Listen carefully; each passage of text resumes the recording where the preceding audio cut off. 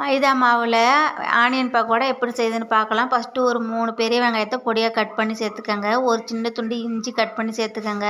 4 பச்சை மிளகாய் பொடியாக கட் பண்ணி சேர்த்துக்கங்க. நான் மைதா மாவு கலராக வேணுங்கிறதுக்காக கொஞ்சம் ஃபுட் கலர் சேர்த்துக்கிட்டேன். ஃபுட் கலர் சேர்த்து கொஞ்சம் மிக்ஸ் பண்ணிவிட்டு அது கூட ஒரு ஸ்பூன் உப்பு சேர்த்து மிக்ஸ் பண்ணிவிட்டு 3/4 கப்பு மைதா மாவு சேர்த்து ஓரெல்லாம் மிக்ஸ் பண்ணி விட்டுட்டு 2 ஸ்பூன் அரிசி மாவு சேர்த்துக்கங்க. மொறுமொறுப்புக்காக சேர்த்துட்டு இந்த அளவுக்கு பிசைஞ்சு எடுத்துக்கங்க.